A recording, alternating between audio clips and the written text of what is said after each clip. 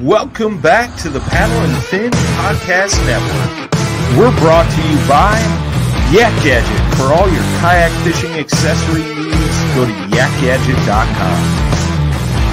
Pelican cases, coolers, and lighting. Go to pelican.com. The 153 Bait Company. For all your hard and soft bait needs, go to the153anglers.com. Now let's get this show started. What's up, everybody? Hello, hello, hello. Welcome back to Off the Water. I'm your host, JP. Boy, do we have an awesome show for you tonight. We're going to the middle of the heartland. We're going to Nebraska tonight with Mr. Marty Hughes. But before I bring Marty in, I just want to give you guys a couple announcements with Paddle and Fin. Coming up, guys, tune in. We're going to be streaming live from La Crosse on the Mississippi River for the Trail Series Championship and Invitational. That's going to be September 11th and September 12th. So make sure you guys are tuned in. If you're competing out there, good luck.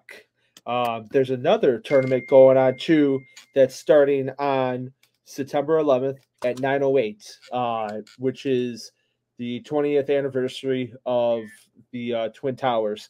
And this is called the Guns N' Hoses Fishing Tournament.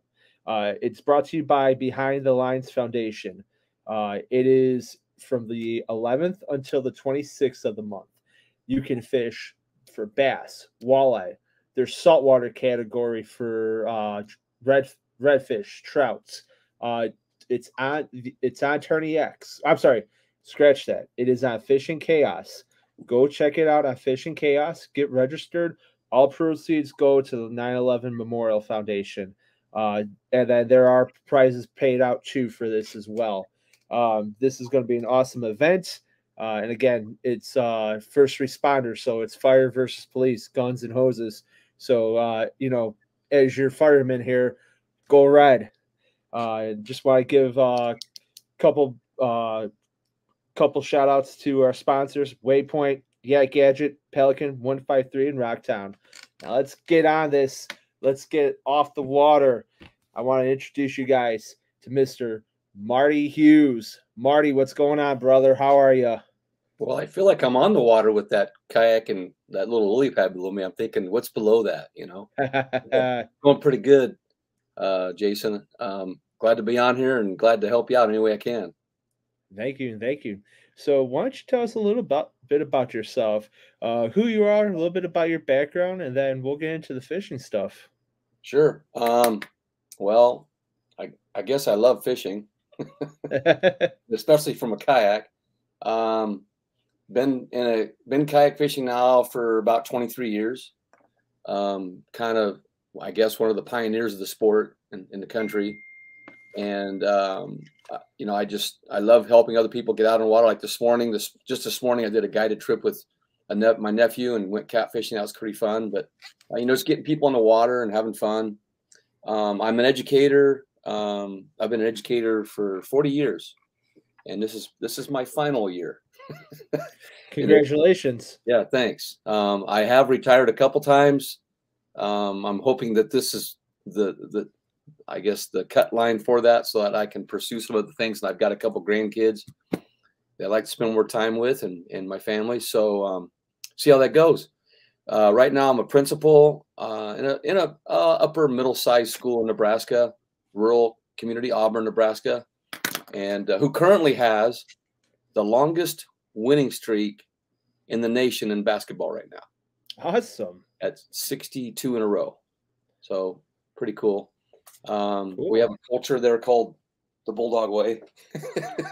And we like to win. We like to do things right and work hard for it, and we have several goals for that. But I've got a great crew around me that work hard.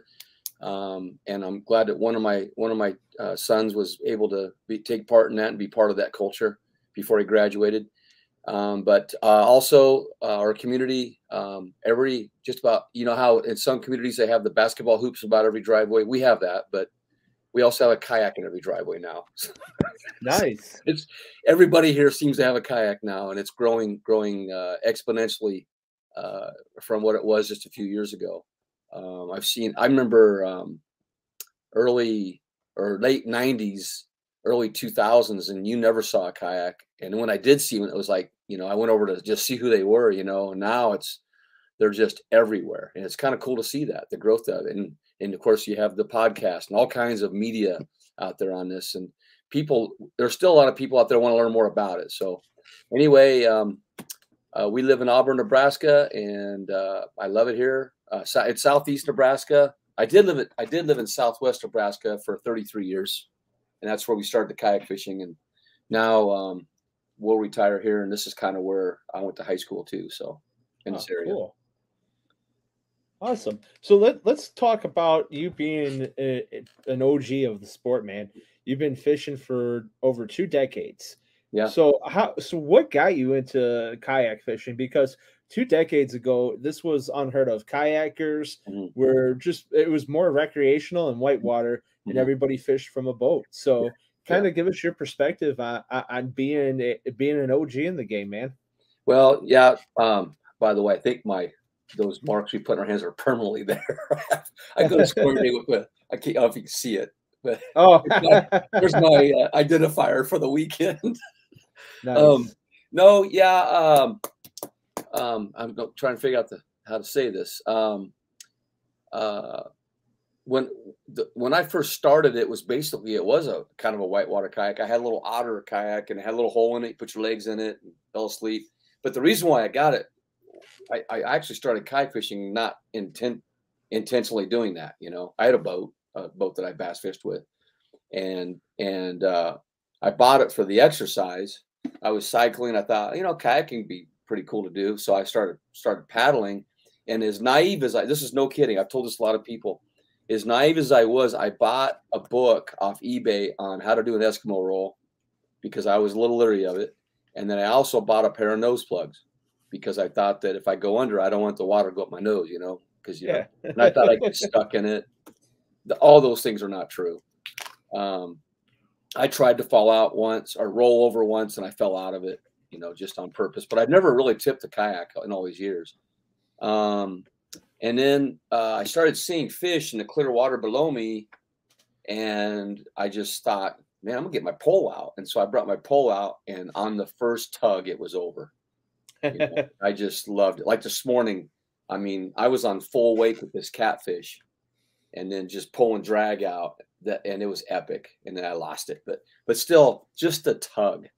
The way we say the drug is in the tug. The tug is the drug. Yeah. Yeah. So that's kind of how I started kayak fishing. And then, it was 2 or 3 years later, I bought a scuba diving Wilderness Systems one out of Florida, had it shipped up. And then I found a Perception.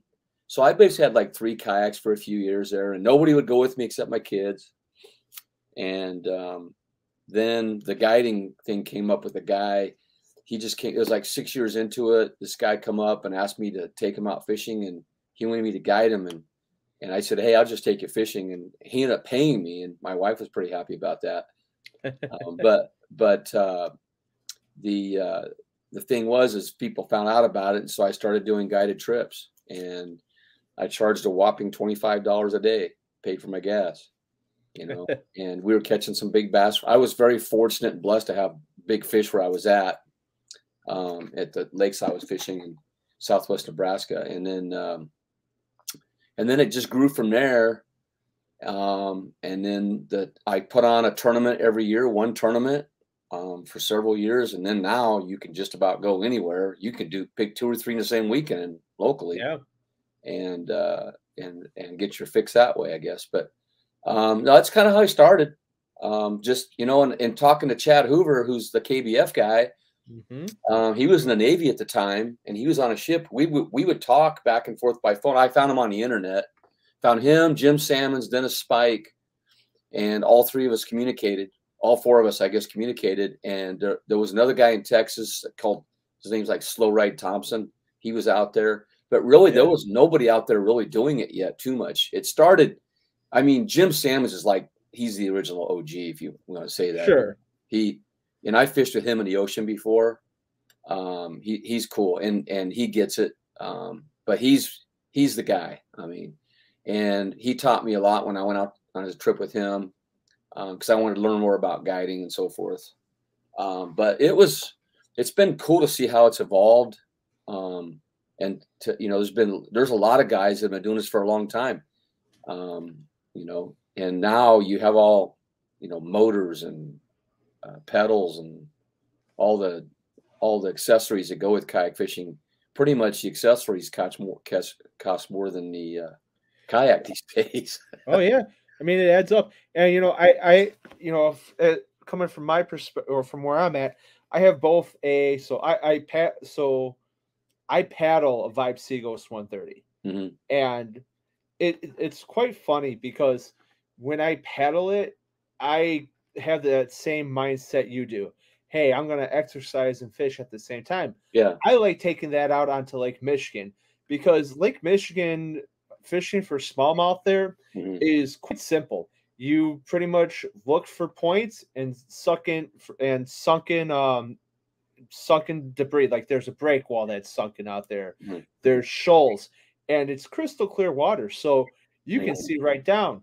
Where would it be nice to have my Old Town, the AP 136 that I use for tournaments and lakes and stuff? Yeah, but here in Chicago, the actual city itself, if you're going to launch, so if I launch at the beach with my Vibe, so I put my Vibe on a cart and I cart it down to the beach and I launch at the beach, it costs me about $12 to $15 for that day, just for the cost of parking.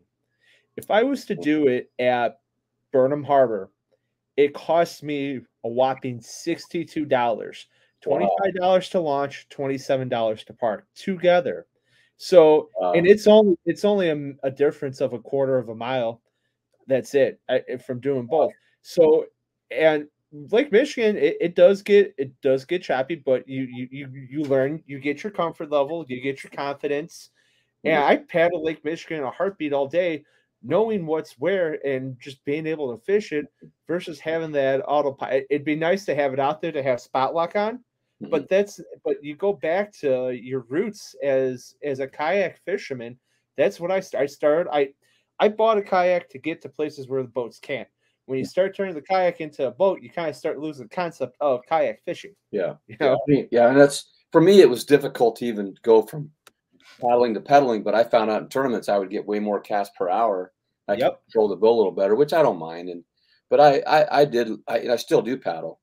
But here in Nebraska, we don't have gigantic waters. I mean, you know, we have per capita, we have more surface water than any state per capita acre. Really? We have more miles of rivers than any other state. We have the world's largest aquifer. So there's a lot of water here. Unfortunately, it's not like a Lake Fork or a Kentucky lake. It's more like, you know, a 14-acre pond, some of them. Okay. A lot of them are 600 acres, might be 1,000 acres. Just not very big. There's a couple lakes like McConaughey that's real big, but it's mainly a walleye lake. There's a few bass in there. But for the most part, like I can drive 10 minutes, go to a public walk-in. A farmer might own it, but it's public. And I can go fish whenever I want, just open the gate. Doesn't cost me anything except for maybe $2 or $3 of gas to get out there. I do have to have a fishing license. We have to have a permit for our lakes here. And it's kind of sad that we have to have two different ones because there's some owned by the NRD or the Game and Parks. But still, what's great about Nebraska, though, Jason, is that we have a lot of the features that those larger lakes that you fish tournaments in across the country, we have those features here, so we can practice those things while we're here and then transfer that to the bigger lakes. And what it also does, I think that's why you see a lot of Nebraskans that are pretty good anglers out there across the country. Because like Christine Fisher's from Nebraska, by the way. Yep. And she's out there on the trails. The thing is that, you know, I feel like the Nebraska guys and even Iowa guys too in Kansas, they tend to break down water better because they're used to those little small places and the little nooks and crannies in there. And so when they get these bigger lakes and they select a cove or so forth, they just pick it apart, and that's how they find those big fish. Awesome. Yeah. And that's very true. I mean, it's like here in Illinois, you know, Chicago has the lakefront for Lake Michigan, but we don't have much water. We don't have. It's kind of like you said, you have a lot of surface water, but we don't have anything bigger that for kayakers. I would say our biggest area is probably 500 acres, and that's Bussy Woods, and that's within the immediate Chicagoland area.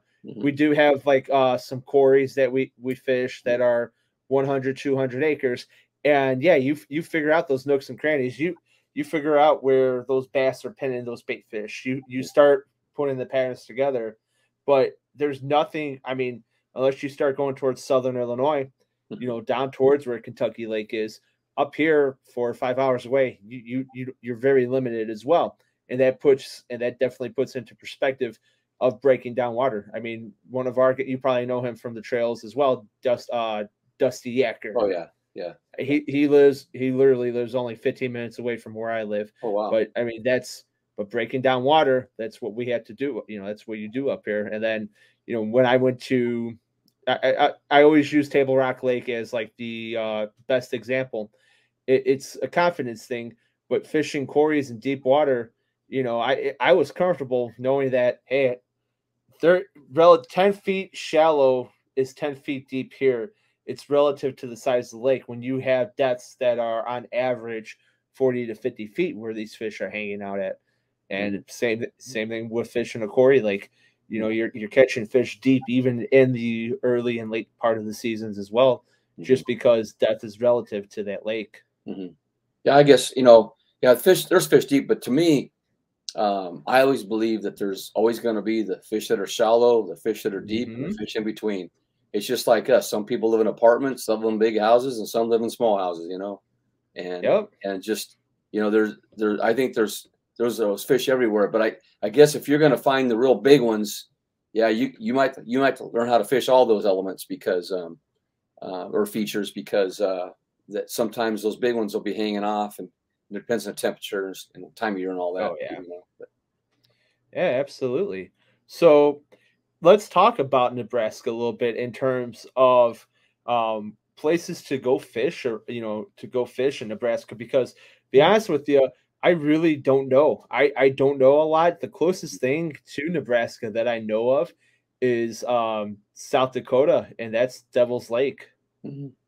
Yeah, well, Nebraska we have a lot of lakes, a lot of real small ones, like I said, and real good catfishing. There's a lot of catfishermen. I have the Missouri River just 8 miles from here, and guys get big ones out of there. But flatties, flatties, a lot of flatties, blues, big blues, channels.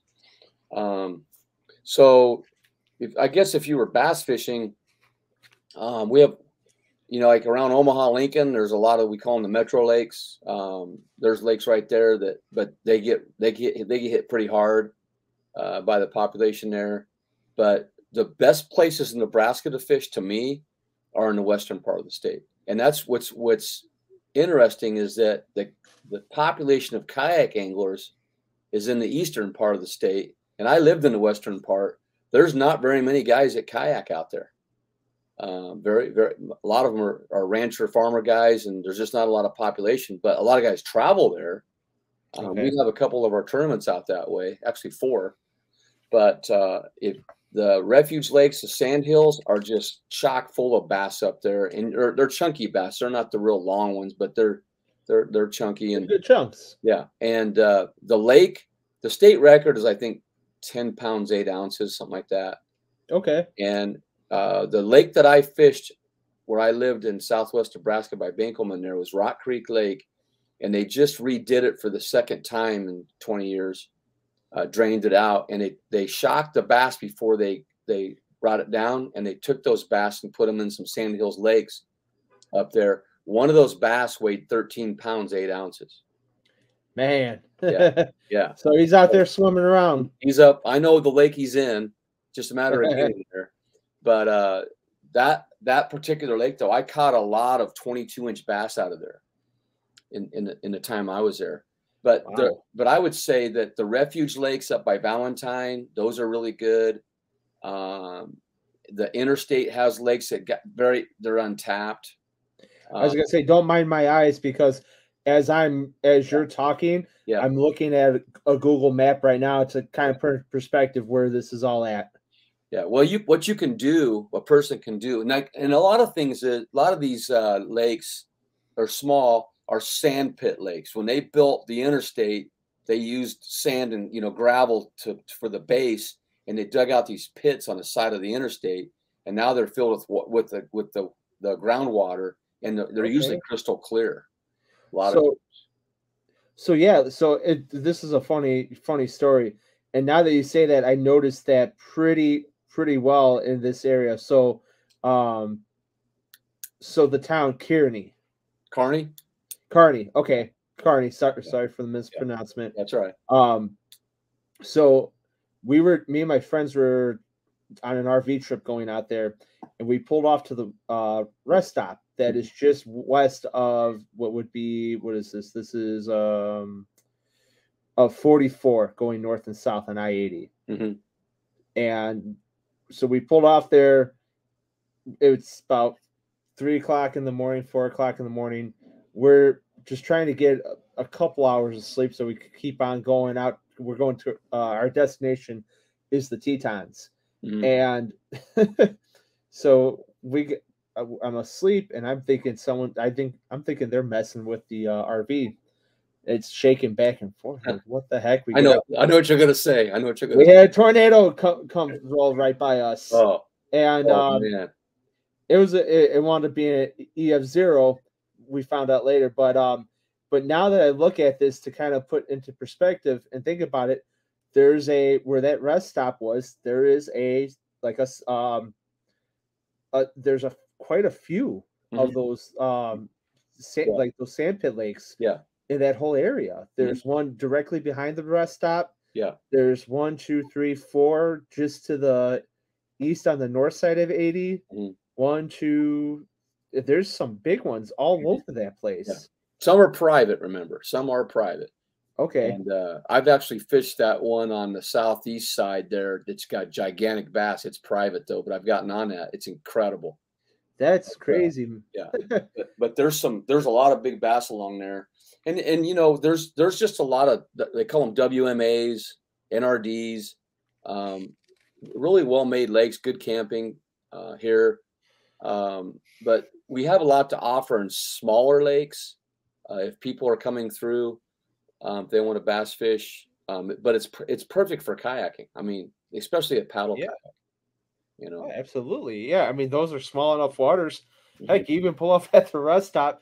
You just pull your kayak right down there. Yeah. People might look at you funny, but hey, you're the one catching fish, not them. Yeah, there's one called between Kearney and Grand Island.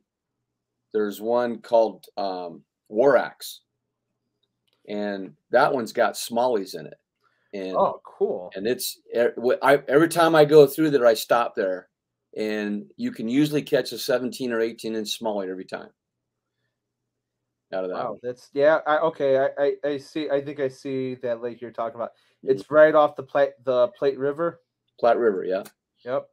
So if you go to the Nebraska Game Parks webpage, and you can Google it up if you want, if anybody listening, they have an interactive map, and you can click on the symbol, and it'll give you the acres and what fish are in there. But Nebraska has a ton of lakes that you can fish from. They're just not, like, for us having tournaments, it's really tough, because if we have a tournament in Omaha, it's pretty much got to be like 3 or 4 of the lakes. Or if we have it in Lincoln, usually we have like 8 to 10 lakes, because it's just they're not big enough to host 40, 50 anglers, and we have that same problem here in the Chicagoland area. That's why a lot of these tournaments that happen, they're in Wisconsin. I mean, if you drive another hour and a half north into Wisconsin, you can host all that. But here in the Chicagoland area, with as small as they are, we have that same common problem where you have to put multiple lakes or river systems together. One of the most popular in Nebraska is Wanahoo. They call it, it's Lake Wanahoo it's Wahoo, Nebraska, north of Lincoln, about a half hour. And that's been probably more kayak fishing tournaments been held there than any other lake in Nebraska over the years. Okay. But it got silted in. It's still good, but it's not like it used to be, because when it floods here, it just brings a lot of silt to these lakes, and that's why they have to reconstruct them again. They drain them down. They bring in the dozers and doze it back out again and try again. And now they put more rock around these lakes lately that keeps a lot of that from happening. Awesome. Yeah, that's really cool. And like I said, you don't think about that, but that's an interesting perspective to keep your guys' resources as healthy as they are for a good fishery for you guys. Mm-hmm. Yeah, and like I said, we have a good crappie, bluegill. There's some walleye. It's not McConaughey is probably the best for the walleye, big walleye. But like I said, catfish. I'm trying to think what else. We have some striper. We have a lot of wiper lakes and white bass. Okay. Out there. That's what I used to fish for out west, southwest Nebraska. A lot of these reservoirs too, remember, they drop way down in the summer and then they raise back up in the winter. So with you guys being on the foothills, especially on the west side of the state towards Colorado, you guys, you had mentioned earlier, you get a lot of rivers throughout the state. Do you guys get a lot of good creeks and streams and rivers for trout fishing? Yes, up northwest, mainly northwest. Okay. Some northeast, but a lot of northwest. I have caught a 4-pound plus rainbow in southwest Nebraska. Oh, cool. That water is spring fed. If you can find a spring fed lake, usually there's trout. There's a couple on the interstate too that are 40-foot water depth, and there's trout in those. It just depends where you're at. But mainly the streams, though, it's mainly up by the Valentine area in Shattern. Our state's very long, as you can tell, but yeah. I've been through. yeah. And it looks like it's flat, but it's not. Just the interstate makes it look flat, but Nebraska's got a lot of hills. Yeah, it's interesting, and especially when you're coming through I-80, and I didn't know this. Like, we were Omaha, and then the Council Bluff part of Iowa, Omaha. Yeah. Once you got out of there, I mean, it was like downhill. Uphill. It was there was a lot of contour to the way the lay of the land out there. Yep. So cool. There you go. There's that's geography lesson. Absolutely. Yeah, and thank you for pointing out some of the good fishing that you guys have there too. I'm sure people who are listening are definitely going to take a second thought if within their travels to stop. And I know I am for sure. I know, in the years past, as I've guided people from a lot of different states as they pass through like that. Nebraska is known for its bird watching. People come through here to bird watch because it's one of the main flyways for birds. And so I did a lot of bird watching trips as well. But a lot of people came through and they just wanted to fish and they see what it was like in a kayak. And so I've had people from all over the country do that in Nebraska. It seems like that I-80 is a corridor for people going east and west a lot, or the ones down there.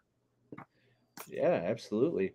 So let's jump off the water and start talking about the things what else is there to explore in Nebraska too. I mean, the fishing part itself is a hidden gem. If I'm coming through Nebraska and you had to give me, and now it could either be, you seem pretty orientated with the state, but it could be local to you as well. What are 3 restaurants I should definitely check out while I'm here? Oh man, I love going to restaurants. I'll tell you what, my favorite, it's in McCook, Nebraska, is Loop Brewery, Loop Brewery. I don't drink beer, but I do go there for the pizza. Okay. It's incredible there. They are on the south side of McCook there. I will say this, there's a lot of great restaurants in Lincoln in the Haymarket area. They call it the Haymarket. there's just a ton of places in there. Buzzard Billy's, I like that one. They got some Southern Cajun type food in there. That's a good one. Laszlo's is really good. Up in Lincoln, gosh, there's just so many. There's a lot of small cafes, you know. I will tell you this: if you're in southeast Nebraska, there's a place called the 6 Mile Cafe. It's on Highway 75, just south of Auburn. If you order a chicken fried steak there, it pretty much is enough to fill a tray. That's how big. Holy Christ! You know, so they serve really good. A lot of homemade food in Nebraska. You know, here, and if you want a steak, this is probably the best place to get it. Yeah, we made the running joke. It's Omaha. We had to get steak while we're in Omaha. Yeah, you bet. Yeah, yeah. I know we get all our stuff processed in the local place here down south of us here, but you can't beat it for pork and for beef here. I think that's just maybe I'm biased, but we have a lot of corn, right? But there's a lot of beef. Yeah, and, pork as well. You guys don't. Huh? I was gonna say you guys don't have a national football team or national athletic team, but you have a college football team who's the Huskers. Yeah. Well, we've been struggling as of late, but we're getting better, I think. So, but yeah, I mean, in fact, my wife and I went to the Husker game this past Saturday. It was a lot of fun, and there's a kid playing for him that I coached, and all the way through 9th grade before I left that school, but he plays quite a bit, and Phelan Sanford, number 37. And it was fun watching him. So I kind of had a connection there. And also I've seen some other players play, but that was a blast going there and just kind of taking the day in and walking around and stuff. But yeah, the Huskers. And then, you know, we have the College World Series. But you know, but remember that, you know what Nebraska's motto is? What's that? Nebraska. It's not for everybody. That's our motto. Oh man. So yeah, but you know, but I don't know. I like it here, and I've lived here since 1976. I wasn't born here, but because I was a military kid and just ended up here. Okay. But I will say that the people are genuine. They're friendly. People will show you around. They'll take the time to talk to you, and the kids are great here. I mean, I've never been anywhere else, so I don't know. But as far as, you know, my teaching career, but I've just had a great time, and we have a fishing club at our school too, and the kids love that. In fact, we have a hunting and fishing brag board on our office wall that the kids get their pictures on there and stuff. Oh, cool. You know. But it's like last night, a kid knocks on my door and, you know, hey, Mr. Hughes, can I borrow one of your measuring boards? I'm in a kayak fishing tournament. Okay, yeah. You know, or they need a rod or a reel to use or something. They come here and get them. You know, it's kind of cool. It's awesome. I mean, that's an awesome community way too. I mean, yeah. You know, having kids you teach, not to fear you as a authority figure, but look at you as a friend. You know, they want to get in trouble on purpose. They come talk to you about fishing. That's true. That's pretty awesome. So yeah, I know you had mentioned that you're not a big drinker, but do you have any I know you mentioned Luke Brewery. Is there any other breweries throughout the state that people may want to check out within their travels? Yeah, there's a lot of them. I just don't know them right offhand, but like I said, Lincoln has a couple, Omaha, and they're well known for that. But there's just a bunch of them. Yeah, and they pop up like wildfire. Yeah, I just don't know because I don't know. But I always have a cream soda after I fish. That's kind of running joke around because the guys will bring them to me and stuff. But I hang out, but I just don't do that. But yeah, no, understandable, man. Yeah. So, you know, we talk about fishing but there's more to Nebraska aside from cornfields and fishing, if I was coming there with my family, and I have children, is there places you would recommend to take the children for the day or for them to see or do? Absolutely. I will say this, like especially for the outdoors or animals, there's a Lincoln Children's Zoo. It's incredible, phenomenal zoo, learning environment. And then the Omaha Zoo is, I think, is one of the largest in the country, if not the largest. I don't know. The Omaha Zoo is really good. They're not expensive. Okay. Let's see, there's great lodging at some of these lakes where if you just looked on the Game and Parks, there's cabins that you can rent and so forth, things like that. Nebraska has a tourism catalog deal, and it has a lot of the events. So the key to Nebraska is getting here. If you're timing it a certain time of year, is timing it with the place you're going and their celebrations that they're having. When you time it that way, there's a lot of events that way. Like the state fairs in Grand Island going on right now. In fact, last week, that's a lot of fun. We have a lot of concerts. There's a lot of athletic events in Omaha and Lincoln and so forth. We have a really good volleyball team, Husker volleyball team, really good, things like that. But mainly it's, if you cannot find a reserved camping site right now in Nebraska on the weekend, they're all gone. I mean, it's amazing that people just camp and hunt so much here and fish. It's unreal.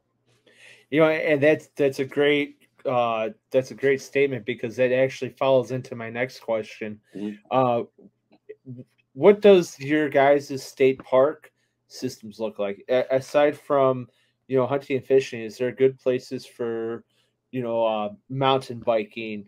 Do you guys do you guys, looking at golf, do you guys have awesome golf resorts as well? Yeah. In fact, Indian Cave State Park, which is about a half hour from my house, south of here, southeast. It's called Indian Cave State Park. Mountain bike trails, steep hills. It's beautiful in the fall.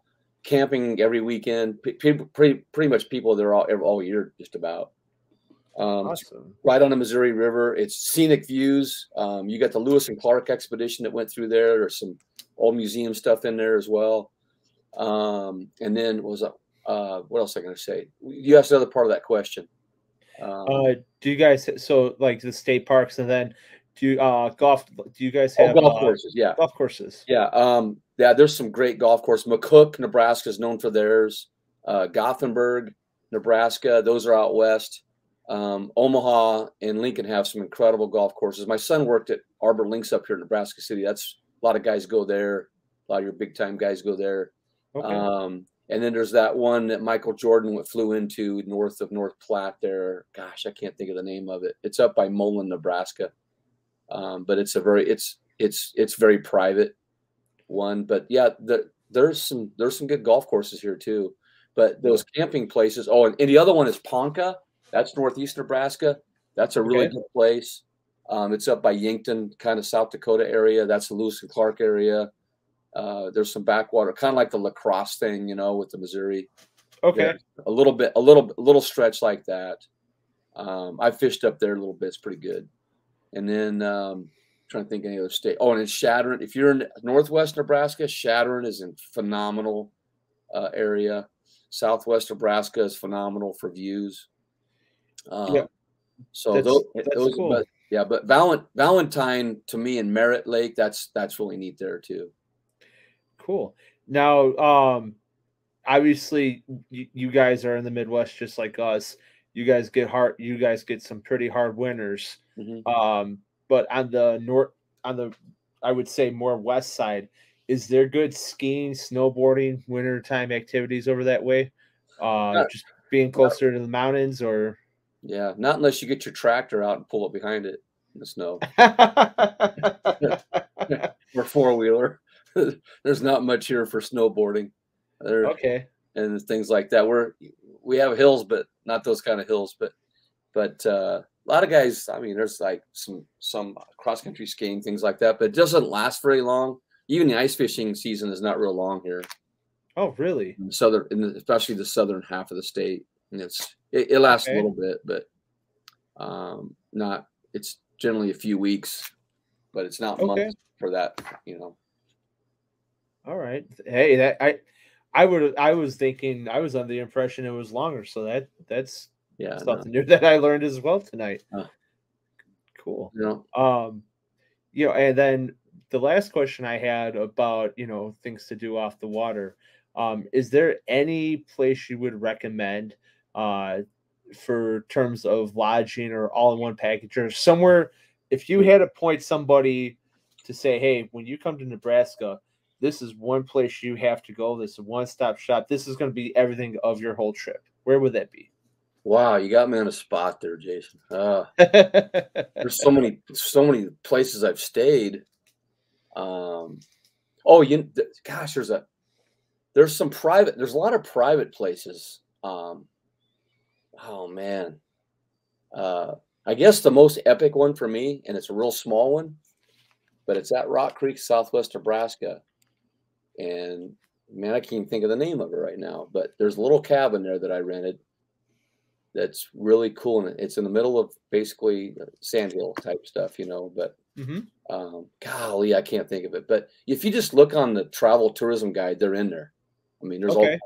I just don't know of any that really stand out right now.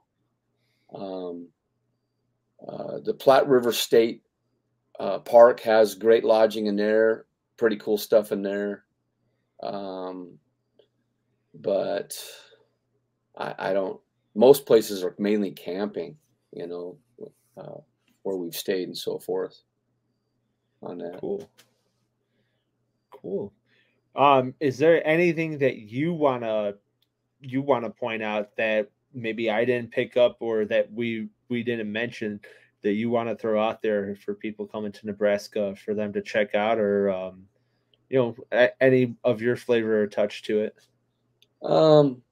I don't know. I guess just if you're traveling through, there's plenty of places to fish. If you got your kayaks, it's easy to launch. Some places require a day sticker, which is like $5 usually, I think. Camping's not that bad. I think it's $30 for electrical and 10 to 15 for non, and things like that. But mainly when people come through, they camp a lot here. They just pull in and camp. But I do want to say something about kayak fishing. Yeah, absolutely. The floor is yours. I guess,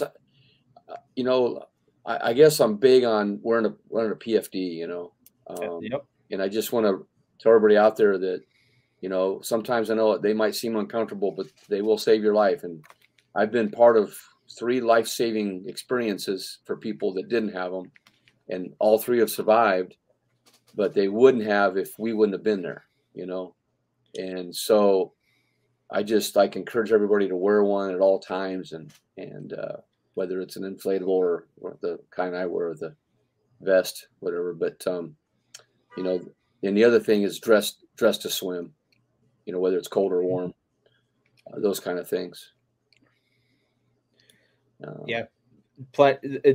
And thank you, because that message does not get it, and it's coming up on the time of where seasons are changing, water temperature are dropping. Yeah. Now we really had, I would say within the next few weeks, depending on where you're at. Yeah. The further north it starts, but the rule of 120. You start thinking about the rule of 120, how you're dressing for the water. Yeah. And it's always not a matter if it's going to happen to me. It's a matter of when. Yeah. And most people will tell you they weren't expecting it when it happened. Yeah. And that's the day that this last March we saved a guy. I was doing a fishing school up by the boat ramp, and I just finished talking about wearing PFDs, and I walked down the boat ramp and I saw an empty kayak, and then I said, let's go. So a couple friends and myself went out there, and sure enough, there was a head right by it, and he was in that water, and the water was in the 40s. He had a t-shirt and shorts on, no life jacket. Come on, man. Yeah. So got the EMTs there and stuff. He was okay, but for very much longer, you don't know, And so anyway, I've had a couple experiences like that actually 3, but all three are alive today, but you know, I just want to get that message out there that we can prevent that from happening, you know. And I mean, everybody has a choice, but you know, in Nebraska, there's 4 seasons, and they all happen in the same day.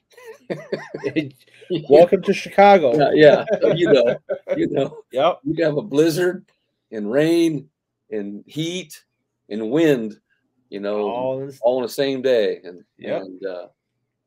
and they can all get you by surprise, which I've had happen a few times. So anyway, there's Nebraska for you, Jason. Awesome. Yeah, like I said, new perspective and new things that when I travel through again, I definitely want to check out while I'm there. So thank you so much for that. And if you're a kayak fisherman and you stop through Nebraska, if you need a place to stay, our house is always open. Well, so I'm sure everyone, including myself, will thank you for that. We've got a place to stay here. You can get your stuff fixed up, whatever, repaired or whatever like that. We're an hour south of Omaha is where I'm at. Okay. And in fact, Chad Hoover stopped by last week. I did see those pictures. Yeah. Yep. That was pretty cool. He came to my office at school and a couple kids got to meet him, and that was pretty neat. Was it like the old school pals? He runs up to the window, knocks on the window. Marty! I actually got to him before he did that. That's why he wouldn't get arrested. He'll probably go, do you know who I am? I'm Chad Hoover. Yeah. If you're wearing camo and you come to our school, you're okay. Yeah. Oh, man, that's awesome. Well, you know what? The floor is going to be yours one more time. Is there anybody, sponsors, family, friends, people, special, important people who you want to throw into the mix and thank for getting you where you're at today? Yeah, sure. Well, you always thank your wife because they let you do this stuff, and she lets me get away on the weekend sometimes. But the key that I want to say on that though is guys, balance your life out, man. Like, Saturday was for her, and yesterday I had to go a little bit, and today I got to go fishing and come back. But you got to balance your life out with your family and the fishing, otherwise it doesn't work out so well. No, I see a lot of guys do that, and you got to make sure that comes first, because I don't want my clothes out and alone when I get back. so we have pretty good balance. But also I want to thank for me, the sponsorship thing is about it's about like what I want to represent in the realm of kayak fishing. Bass Pros has been with me a long time, and they actually talked to me several years ago and said, would you be part of our team to help us promote this? And they really love the kayak fishing thing. They're doing more and more with it. And so I'd like to thank them because, they've done a lot for me as well to help kids in this sport and develop that part of it. And then, Bending Branches, I've been with quite a while. Shout out to Bending Branches on my new Angler Pro, the carbon one. Yep. Yeah. They do a real good job with those. And then Ice Hole Power, he makes power boxes and has some batteries. You can find them on just Ice Hole Power on there. They do a great job. Their power boxes are really good. And then Yak Gear, I've been with them since the beginning when they started. Okay. Accessories. And he told me that I'll be with them for life. So it'll be kind of cool. But I just like to promote those accessories they have. And then I like the Bass Mogul clothing line that he's done in Missouri there. But I do want to give a shout out to Tyler Cole and Josh Booth for what they do with the All American Series and bringing the whole Midwest together. They're kind of like the glue right now in what they do. And I wish I could fish more of them this year, but unfortunately my job's not letting me do that. I'm hoping to get to one this next weekend, but I've got homecoming. So I'll have to drive from the homecoming dance and hopefully get to the boat ramp in time if I do it. But they do a great job, and they've really stretched out into the upper Midwest and South and East and West both. to create a bigger community, and they do it right. I mean, I just love seeing what they're doing there. But I do want to give them a big shout out for that. Josh has been a guest on the show, and Uh-huh. then I've got both fish with Josh and Tyler. Not for KBF Trails or for it was a championship down in Table Rock, and they're representing Moyak as well. Yeah, were you down there when we had the KBF one down there? 2019. Yeah, I was. Yeah. That's the one I won down there. Yep. In the last minute. And we asked, what was your sequel? Whopper Plopper. No, I didn't know. No, that was James that threw that. Oh, was it James? Okay. Before I threw the Nico. Okay. Down there. And it was flooded. And were you on the James part? No. Or were you on the lower end of the lake? I was down by the dam. Okay. I was fishing. So I wasn't by the dam, but my area that I was fishing was in day 2. So I had a great day 1. I think I was in 16th when I was done with my standing. Yeah. But day 2 with that wind. So I was fishing where, do you know where it's called Devil's Cut? It's by where the Bass Pro Shop, the Hotel Marina is over there. Yeah. Okay, so pretty much there.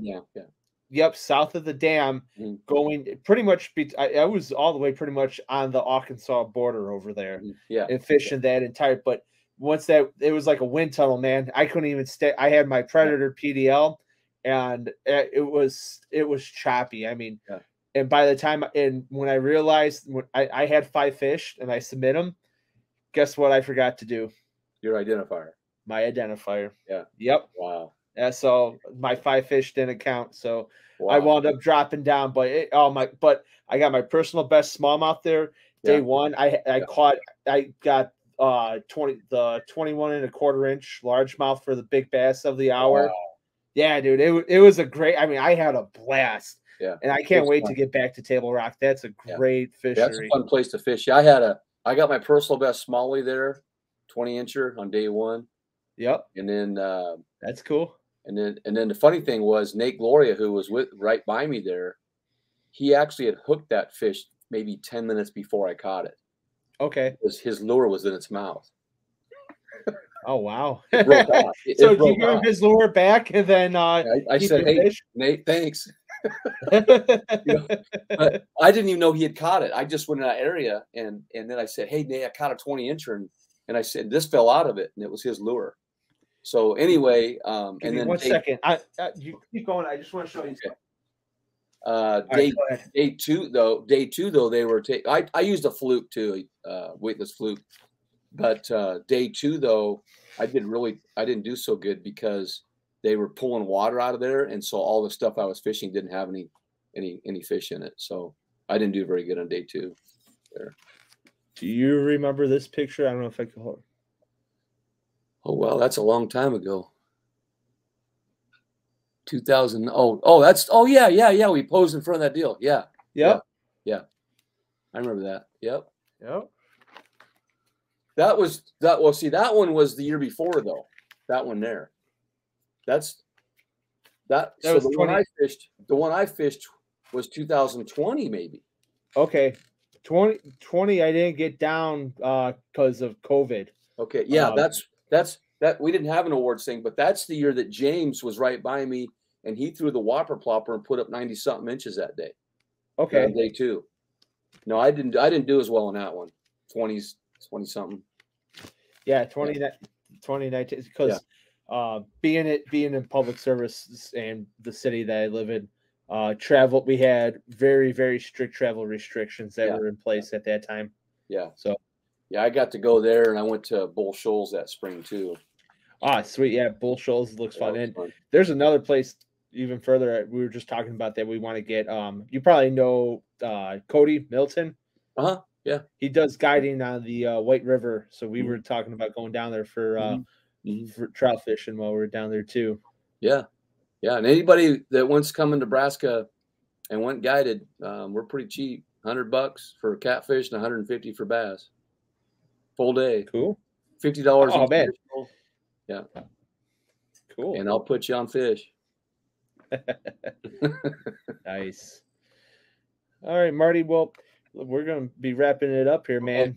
Okay. Anything else you wanna give a shout out or talk about before we close out here? No, I'm good. I'm just hanging out. Another day. Awesome. Awesome, man. Well, I want to thank you personally for taking the time out to come on the show, talk about Nebraska, talk about bass fishing in Nebraska, which I'm still wrapping my mind that all these places that we passed up held good bass back in 2017 when I went through. So Yeah. that's pretty awesome. But thank you again for your time, and thank you for thank you for doing what you do, man. Going out trying to make the world a better place in the education, starting with education and keeping the future. My wife's she's a special ed teacher for primary grade level. So you got. And on that, I didn't mean to interrupt you, but on that, tell your wife on this Wednesday. I have a heart for special ed teachers, by the way. Okay. Big heart for them. And for special education students. I have a son that was also in special education as well. On Wednesday, she'll love this. On Wednesday morning, we're taking our special ed kids up to the lake and we're doing a kayak fishing day. Oh, nice. And we have all the adaptations made, the accommodations made for them. And I'm just basically all I have to do is show up and kind of just help out. But they're going to put them in kayaks that day, and we're going to have fun. Cool. So that's awesome. Yeah. So let her know that I'm not going to wear a tie that day. No tie. Fishing shirt. Oh yeah. Yeah. All right. Awesome. So anyway, go ahead. All right. Like I said, you know what? It wasn't really until I started when I dated an educator and now married to one, how you guys play such a vital role in shaping the future for for the generations that come on. So thank you guys, and thank you for your hard work and efforts to make this world a little bit better place by what you guys do in the education system. Thank you. Yeah, somebody did that for me, so I'm paying it forward. Awesome. So thank you. Well, guys, you've tuned in to another episode of Off the Water. Just want to tell you guys one last time, this weekend coming up, Saturday, when this is aired, Trail Series Championship is going on, and the Invitational in La Crosse, Wisconsin for the paddle fin. Tune in, watch what's going on. You're going to see some. Right now it's prime time out there. You're going to see some good fish being caught. Also, too, sign up for the Guns and Hoses, charity event. Benefits the 9/11 firemen versus cops, but this is open to everybody, and there's good prizes to be given out. Starts at 9:08 on September 11th, so check that out. And that's sponsored by Behind the Lines. And like I said, as a fireman, go red. Yep. All right. Thanks, man. All right, Marty. Thank you again. And we'll see you guys next time off the water. What's up, guys? This segment is One Sip. Everybody knows the rules. Today's beer is brought to you by Rocktown Adventures. So we're going to be sampling today Goose Island. It's Oktoberfest season, so this is their take on the Marzen beer.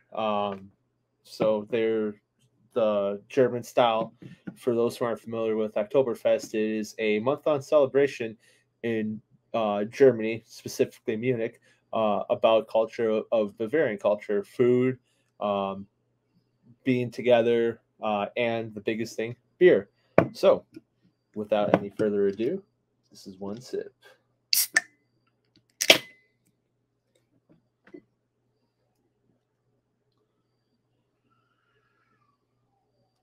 All right, here we go. Cheers.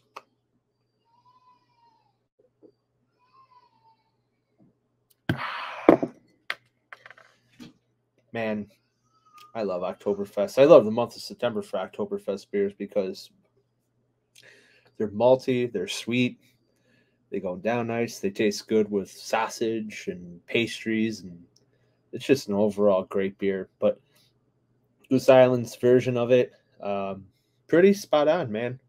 It's very, very similar to a lot of the true German Brands are imported here. Very malty, has some spice, but it's smooth.